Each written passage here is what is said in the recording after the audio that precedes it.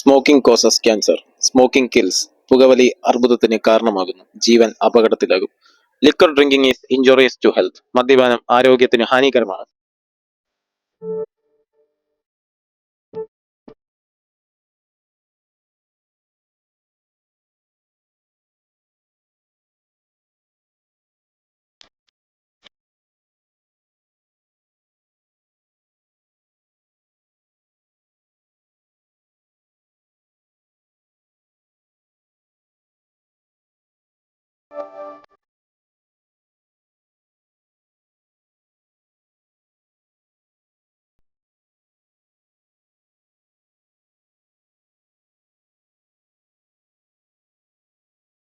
ഇതുപോലത്തെ ഒരു അനുഭവം ലൈഫിൽ കുറച്ചു പേർക്കെങ്കിലും ഉണ്ടായിട്ടുണ്ടായിരിക്കും.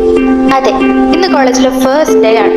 ഇനിയുള്ള 4 വർഷം എന്താ സംഭവിക്കാൻ പോകുന്ന ഒരു ഐഡിയ ഇല്ല, ഒരു ഫ്രണ്ട് പോലും ഇല്ല.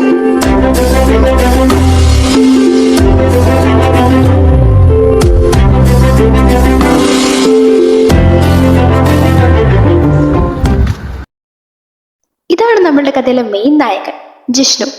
ആള് ഡിപ്രഷനിലാണ്. സോറി, കണ്ടില്ല. ഇത് മനു.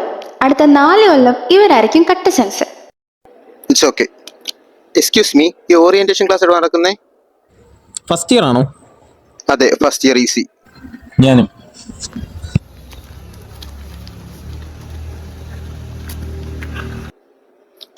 ഇതാ ക്ലാസ് എന്ന് തോന്നുന്നു.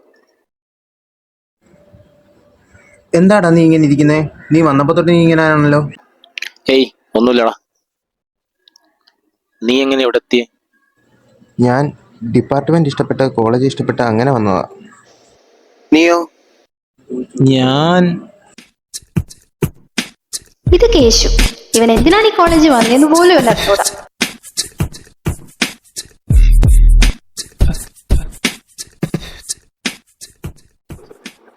ഏയ്, ഇതല്ല.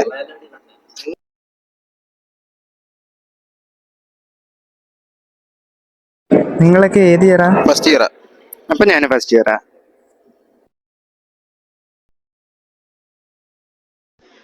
അല്ല, ഞാനവരാ നിനക്ക് അറിയണ്ടേ?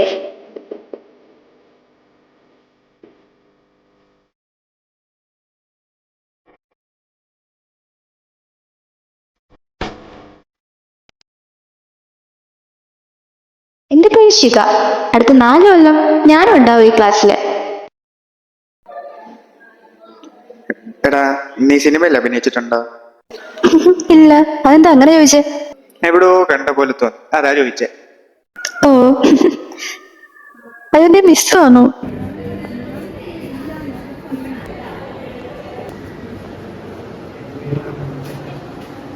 Good morning students.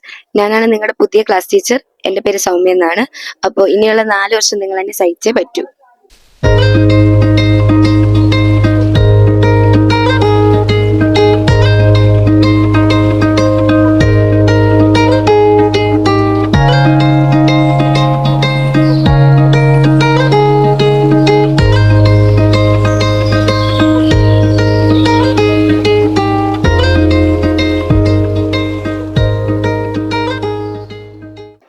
അപ്പൊ നമുക്ക് നാളെ കാണാം. നാളെ നമുക്ക് ക്ലാസ് സ്റ്റാർട്ട് ചെയ്യാം. Thank you.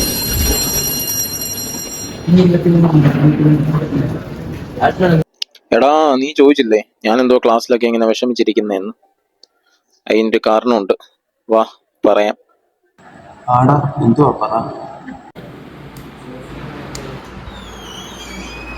ഇതാണ് കേട്ടോ സജീവ് അങ്കിള്, നമ്മുടെ ജിഷ്ണുവിന്റെ അച്ഛനെ. ആളി കുറച്ച് കലിപ്പില.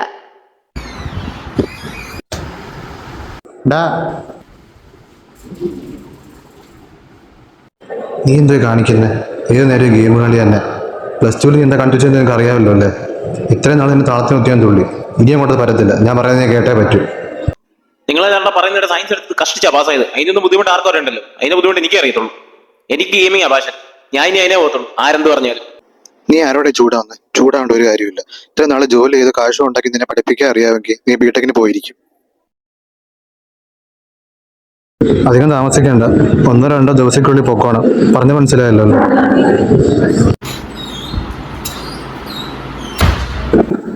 അപ്പൊ അങ്ങനെയാ കാര്യങ്ങളല്ലേ?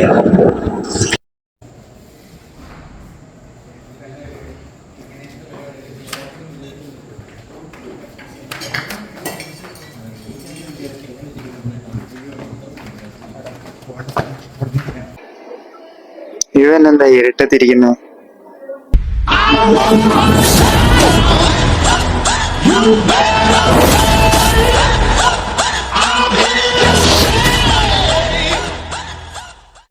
ഇത്ര മാസ് വീഴ്ചയിട്ട് കൊടുക്കാൻ പിന്നെ ആരാ നിങ്ങൾ വിചാരിക്കുന്നുണ്ടായിരിക്കും അല്ലേ? ഇത് ആൽഫ്രഡ്, നമ്മൾ ജിഷ്ണുവിനെ പോലെ തന്നെ ഒരുത്തൻ.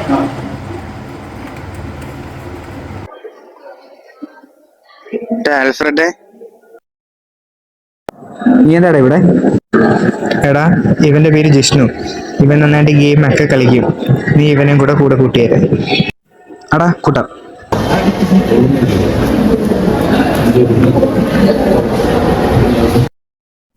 എടാ, യൂണിവേഴ്സിറ്റി എക്സാം ഒക്കെ വരുമല്ലേ? എല്ലോ പഠിക്കാനൊക്കെ തുടങ്ങിയ?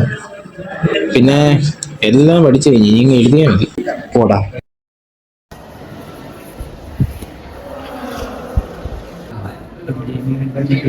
എടാ ജിഷ്ണു, ഇത് അൾട്ടിമേറ്റ് അരീന നടത്തുന്ന ഒരു ഗെയിമിംഗ് കോമ്പറ്റീഷൻ ആണ്. അപ്പൊ ഇതിൽ നീ പാർട്ടിസിപ്പേറ്റ് ചെയ്ത് വിജയിക്കുകയാണെങ്കിൽ 50,000 രൂപയാണ് ഇത് ലൈഫിലൊരു ടേണിംഗ് പോയിന്റ് ആയിരിക്കും. എടാ, ഡേറ്റ് എന്നാടാ? ഇതിന്റെ ഡേറ്റ് 18 ആയിരിക്കും. എടാ, പക്ഷെ നമ്മുടെ അന്നുള്ള ഡേറ്റില് നമ്മുടെ യൂണിവേഴ്സിറ്റി എക്സാമിന്റെ ഡേറ്റ്. എടാ, പക്ഷെ എക്സാം എഴുതി എന്തായാലും തോക്കും. എന്നാ ഗെയിമിങ് പോകുന്നതല്ലേ? എടാ പക്ഷേ എടാ, എക്സാം എഴുതി എന്തായാലും തോക്കും. ഒന്നും പഠിച്ചിട്ടില്ലല്ലോ, പിന്നെ ഗെയിമിങ് പോയേക്കാം അല്ലടാ? പിന്നല്ല. ഹലോ, അതേലോ, ആരായിരുന്നു? ജിഷ്ണുവിന്റെ ക്ലാസ് ടീച്ചറാണേ. അയ്യോ, അറിയില്ല ടീച്ചറെ, അവനൊന്നും പറഞ്ഞില്ലല്ലോ. അവൻ ക്ലാസ്സിലില്ലായിരുന്നോ? അത് സാർ, ജിഷ്ണു എക്സാം എഴുതാൻ വന്നിട്ടില്ലായിരുന്നു. അപ്പം അതെന്താണെന്നറിയാൻ വേണ്ടി വിളിച്ചായിരുന്നു. ഞാൻ ഒരു കാര്യം ചെയ്യാം ടീച്ചറെ, ഞാനൊന്ന് വിളിച്ച് നോക്കട്ടെ. അവൻ എവിടെയെങ്കിലും ഉണ്ടോ എന്നൊന്ന് അറിയുവാണെങ്കിൽ ഞാൻ വിളിച്ച് പറയാം കേട്ടോ. എന്തായാലും അറിയിക്കണേ. ഹലോ, എടാ നീ ഇത് എവിടെ പോയി കിടക്കുവാ? ടീച്ചർ വിളിച്ചായിരുന്നു ക്ലാസ്സിൽ നിന്ന്, നീ എക്സാമിന് കയറില്ല എന്നൊക്കെ പറഞ്ഞുകൊണ്ട്. നീ എന്താ എന്നെ നാണം കെടുത്താൻ വേണ്ടിയാണ് കോളേജിലോട്ട് പോയേക്കുന്നത്? നിങ്ങൾക്ക് പഠിക്കാൻ താല്പര്യമൊന്നും ഇല്ലയോ? അതൊന്നും പറഞ്ഞിട്ട് കാര്യമില്ല. ഈ ടൂർണമെന്റ് എന്നൊക്കെ പറഞ്ഞാൽ ചുമ്മാ പേരിന് മാത്രമേ ഉള്ളൂ. നീ ഇങ്ങനെ പോയി കഴിഞ്ഞാൽ നിനക്ക് എന്റെ ഭാവിയെ പറ്റി ചിന്തയില്ല കേട്ടോ. മര്യാദയ്ക്ക് നീ നേരെ ക്ലാസ്സിന് പോക്കോണം, ഒരു ടൂർണമെന്റും പോകണ്ട. പറഞ്ഞു മനസ്സിലായല്ലോ? ആ, അത്രേ ഉള്ളൂ. ആ, പൊക്കോണം.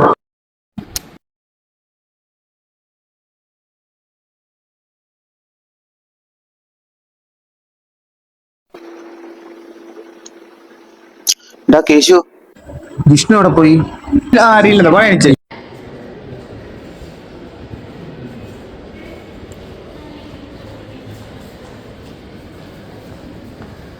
എടാ ഞാൻ അവരെ ഹോസ്റ്റലിലും കോളേജിലും എല്ലാം നോക്കി, ഇവിടെങ്ങും ഇല്ല. എവിടെ പോയെന്ന് അറിയത്തില്ല, എന്ത് ചെയ്യും? ഓ, അപ്പൊ അവനെ കാണാനില്ലല്ലേ? നീ എന്ത് ചെയ്യും? നീ ഇപ്പൊ അവന്റെ അച്ഛനെ ഒന്ന് വിളിച്ചു നോക്ക്. ഹലോ, വിഷ്ണുവിന്റെ അച്ഛനല്ലേ? അതെ, ജിഷ്ണുവിന്റെ അച്ഛനാണ്. അവനെ ഇവിടൊന്നും കാണുന്നില്ല, കോളേജിലെങ്ങും.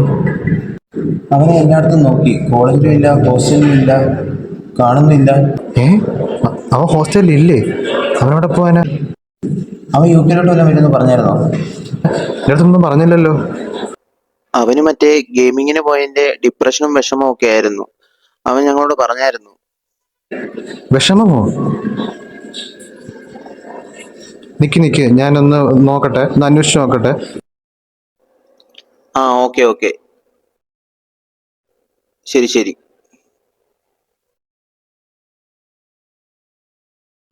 അച്ഛൻ, ഞാൻ ഒരു ഗെയിമിംഗ് കോമ്പറ്റീഷന് എക്സാം കട്ട് ചെയ്ത് പോയായിരുന്നല്ലോ. അച്ഛൻ വിളിച്ച് ചോദിച്ചായിരുന്നല്ലോ. ആ കോമ്പറ്റീഷന് ഫസ്റ്റ് പ്രൈസ് അടിച്ചു. മോനെ, നീ ടൂർണമെന്റ് ജയിച്ചോ? ഡാ, എനിക്ക് സന്തോഷമുണ്ട്. പക്ഷെ നീ പറയാതെ പോയാലും എനിക്ക് സങ്കടമുണ്ട്. കുഴപ്പമില്ല, നീ ഇത്രയൊക്കെ ചെയ്ത് നീ ടൂർണമെന്റ് ജയിച്ചല്ലോ. നിനക്ക് ഇഷ്ടപ്പെട്ട ഫീൽഡ് ഇതാണെങ്കിൽ നീ ഇത് തന്നെ ചെയ്തോ, എനിക്ക് കുഴപ്പമില്ല. പക്ഷേ നീ ലൈഫിൽ സക്സസ് ആവണം. നീ ഒരിക്കലും ഭാവിയിൽ ആരുടെയും മുമ്പിൽ കൈ നീട്ടാൻ പാടില്ല. എനിക്ക് അത്രേ ഉള്ളൂ.